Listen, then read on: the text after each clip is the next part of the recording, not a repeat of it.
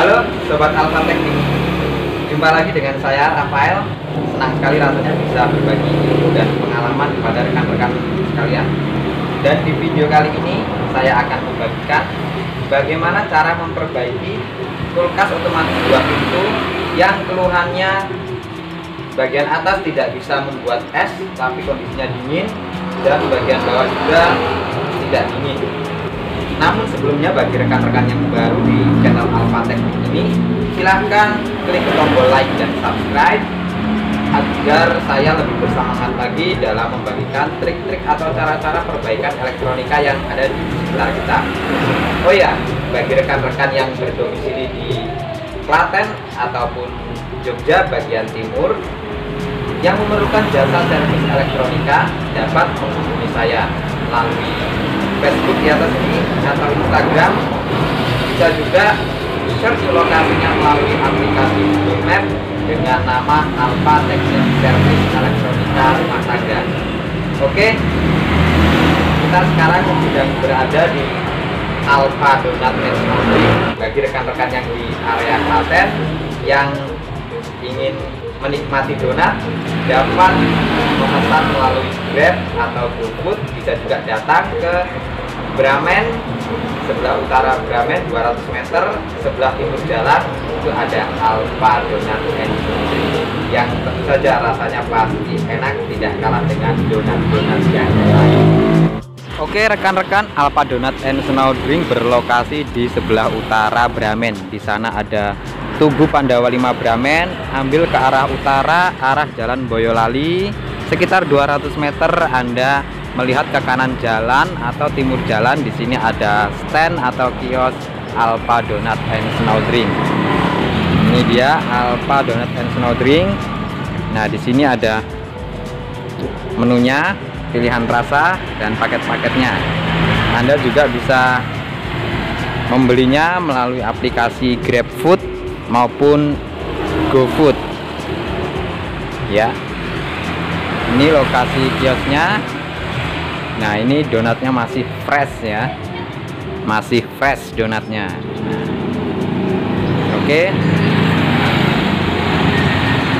Ya, dan itu kulkas yang akan kita perbaiki.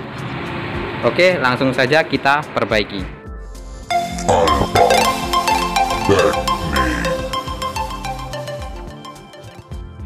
Oke rekan-rekan, saya harap suara saya jelas terdengar ya, karena di sini lokasinya di kios dekat dengan jalan raya, jadi banyak suara-suara motor lalu lalang yang sedikit mengganggu di kualitas suara. Nah, kita keluarkan dulu SS-nya ini. Jadi keluhannya tidak bisa membuat es. Nah, ini banyak es yang mencair, padahal ini awalnya katanya keras. Nah, saya akan keluarkan dulu semuanya ya. Nah, oke rekan-rekan, jadi kondisinya seperti ini ya. Setelah kita keluarkan esnya, ternyata terjadi penumpukan bunga es di bagian dalam sini. Nah, oke rekan-rekan. Nah, ini kita lepas bautnya di sini.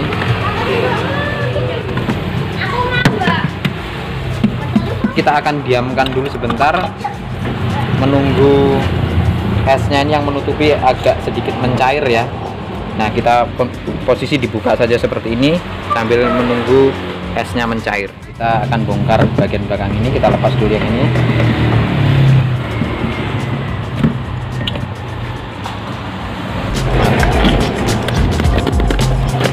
Nah, kita sudah lepas rekan-rekan. Nah, covernya seperti ini. Nah, oke rekan-rekan, bagian dalamnya seperti ini. Setelah kita bongkar ya, saya akan jelaskan sedikit nama-nama komponennya ya. Ini namanya bimetal, ini thermofuse atau sekring panas, pendeteksi panas. Lalu di bawah sini ada heater pemanas, dan ini ada kipas, jadi yang menghasilkan hawa dingin di sini. Lalu sirkulasi udara dingin dialirkan dengan kipas ini ke depan dan ke bagian bawah. Nah, Kerusakan seperti itu biasanya kerusakan di bagian defrost atau proses pencairan bunga es. Proses pencairan bunga es yang berperan di sini ada bimetal, sekring, dan ini heater. Jadi apabila sudah terdeteksi bunga es yang menumpuk di sini, maka bimetal ini akan posisi on. Jadi kalau posisi on, dia mengalirkan aliran listrik ke arah ini heater pemanas, dan heater pemanas akan memanaskan bunga es selama kurang lebih 15 menit. Setelah bunga es mencair, maka tugas bimetal adalah memutus arus lagi. Setelah suhu yang tercapai, maka dia akan putus, lalu mengaktifkan kompresor lagi dan mengaktifkan kipas ya. Nah, jadi prosesnya begitu berulang-ulang di kulkas ini. Nah, jadi kerusakan seperti itu biasanya kita langsung cek saja ke bagian bimetalnya. Nah, kita cek secara fisik. Biasanya kalau bimetal di dalamnya sudah ada embun atau ada air. Nah, di sini ada air ya di dalam nih. Lihat. Nah, ini ada titik-titik air. Nah, ini ada titik-titik air di dalam sini. Ini menandakan bahwa bimetal ini rusak. Nah, ini di dalam sudah ada airnya, sudah ada embunnya. Nah, kita akan ganti bimetal ini, tapi semuanya kita akan cek dulu dari mulai kipas, apakah kipas menyala, terus heater ini apakah bagus, terus sekring ini juga apakah masih bagus, baru kita akan mengganti bimetal supaya kita tidak bekerja dua kali. Nah, oke rekan-rekan, kita lepas dulu semuanya ya. Ini kita akan cek dulu sekringnya menggunakan avometer skala ohm. Kok putus ini? Ya, prop saya putus ya. Gak apa-apa. Nih, jadi yang merah putus, tapi nggak masalah. Nah, ini sekringnya sudah saya lepas. Jadi buat rekan-rekan yang baru pertama kali membongkar, lebih baik saya sarankan sebelum membongkar Anda memfoto atau memvideo sejenak untuk mengingatkan lagi posisi-posisi di mana nanti Anda akan mengembalikannya ya. Lihat jarumnya skala kali 10 ohm. Langsung kita tes sekringnya. Ini harusnya jarum bergerak ya, jarum masih bergerak, itu berarti sekring ini masih bagus.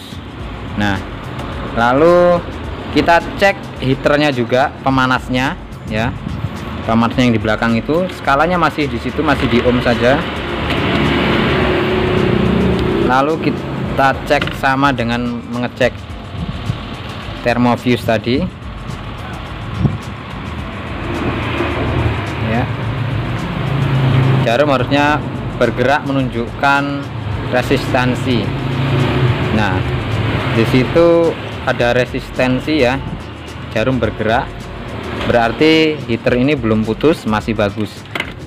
Lalu kita akan cek juga ini kipasnya. Nah, kalau kipas ini kita harus melepas ya.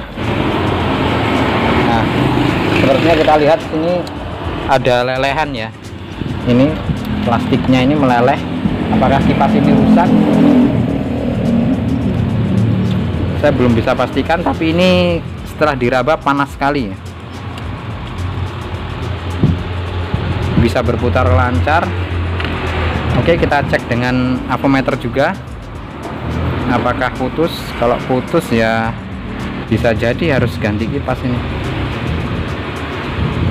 Ada jarum bergerak, ada resistensi. Nah, tapi sepertinya kurang yakin. Kita akan coba dengan mencolokkan ini langsung ke listrik 220, seharusnya berputar. Oke, ayo kita coba. Oke rekan-rekan, kita akan cek ini langsung ke listrik 220 karena saya tidak ada colokan di sini. Nah, ini saya menggunakan 2 kabel, kita sambung saja seperti ini. Hati-hati ya nanti rekan-rekan, karena kita berhubungan dengan listrik tegangan tinggi. Lebih bagus sebetulnya kalau ada colokan listrik yang enggak digunakan. Nah, kita tinggal nyambung seperti ini, langsung kita colokkan. Nah, saya buat seperti ini, nanti ini akan saya colokkan ke colokan listrik. Ya rekan-rekan, ini ada roll, kita tes langsung seperti ini.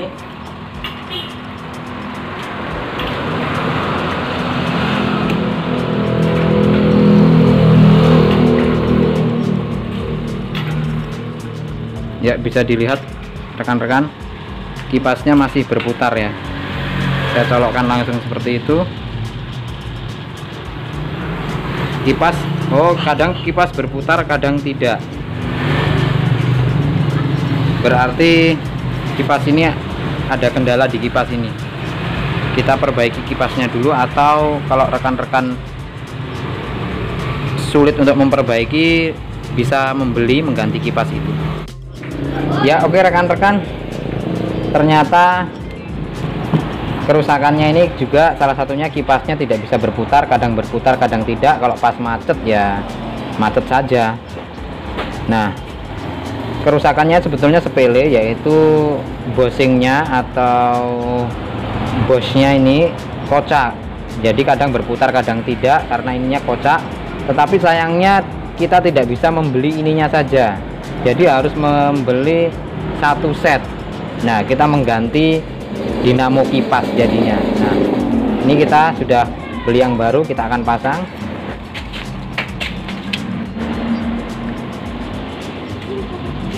Baling-balingnya kita pasang. Ini rekan-rekan kipas yang baru tadi ya, kita akan pasang.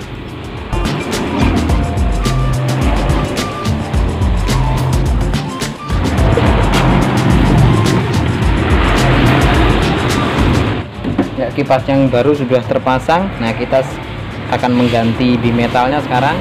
Ini saya mempunyai bimetal yang baru.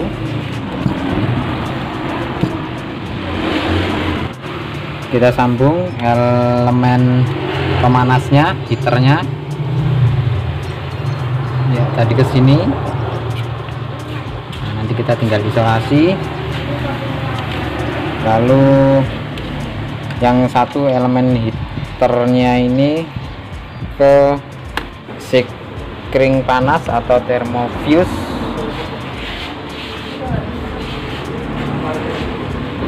Ya.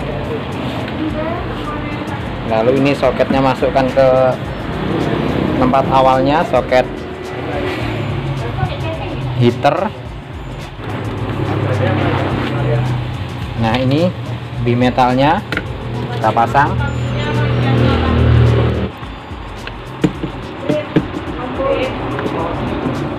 Ya, sudah, kita tinggal isolasi dulu. Ya oke rekan-rekan, saya sudah isolasi sambungan-sambungannya. Kita tinggal rapikan kabel-kabelnya. Nah, ini bimetalnya selipkan di area sini ya. Lalu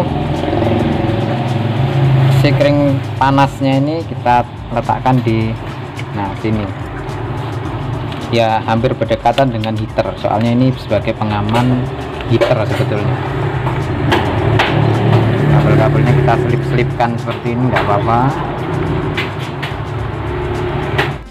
Nah, saatnya kita coba. Listrik ke kulkas ini sudah saya colokkan di belakang ya. Nih tandanya lampu sudah menyala, itu sudah saya colokkan. Nah, kita pasang juga semuanya yang kita lepas tadi, kita pasang termasuk pengatur suhu ini. Nah, lalu tombol pintu kita tekan, seharusnya kipas berputar ya. Apabila ditekan tombol pintu ini, kipas berputar, berarti seharusnya sudah normal dan sudah terbentuk bunga es di pipa ini ya. Nah, kita tinggal kembalikan seperti semula.